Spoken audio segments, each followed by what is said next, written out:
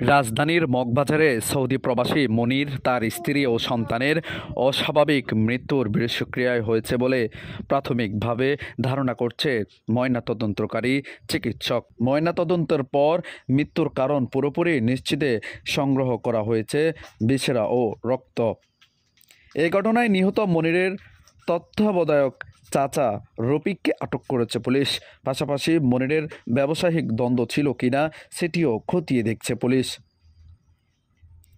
রাজধানীর মগবাজারের hotel sweet স্কিফের সিসিটিভির ফুটেজে দেখা যায় ২৮ জুন বিকেল ৩টা ৫৭ সৌদি প্রবাসী মনির ও তার তত্ত্বাবধায়ক চাচা রফিক হোটেলে আসেন রুম ভাড়া নিতে।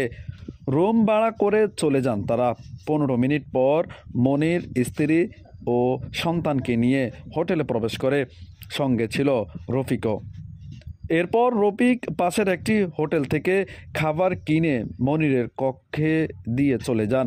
পরদিন সকাল ৯টা ৩৫ রফিক অসুস্থ অবস্থায় মনিরের স্ত্রীকে হোটেলের কক্ষ থেকে বের করে নিয়ে যান হাসপাতালে। এরপর ১১:৩০টার দিকে রফিক তার মেয়ে ও মেয়ের জামাইকে নিয়ে আবারও হোটেলে প্রবেশ করেন। কিছুক্ষণ পর মনিরকেও নেওয়া হয় হাসপাতালে। ১ ঘন্টা খানেক পর মনিরের ছেলেকেও নেওয়া হয় হাসপাতালে। এত কিছুর পরেও রফিক একবার জানায়নি হোটেল কর্তৃপক্ষকে। ৩ জন মারা যাওয়ার পর জানতে পারে হোটেল কর্তৃপক্ষ। ডিএমপি রমনা বিভাগ উপকমিশনার মোহাম্মদ মাসুদ আলম বলেন, অসুস্থ ৩ জনকে হাসপাতালে নিতে রফিকের গতিবিধি সন্দেহজনক মনে হওয়ায় তাকে জিজ্ঞাসাবাদের জন্য আটক করেছে পুলিশ। খতিয়ে দেখা হচ্ছে ব্যবসায়িক দ্বন্দ্ব।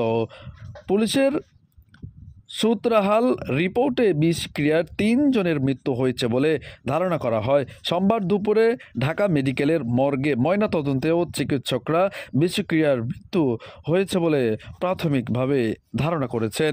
পুরোপুরি নিশ্চিতে সংগ্রহ করা হয়েছে ভিসেরা ও রক্ত। প্রবাসী মনির সৌদিতে থাকলেও ঢাকায় তার বাড়ি ছিল, লক্ষ্মীপুরে ছিল বাসের ব্যবসা। সব কিছুর খতিয়ে দেখার দাবি জানিয়েছেন স্বজনরা।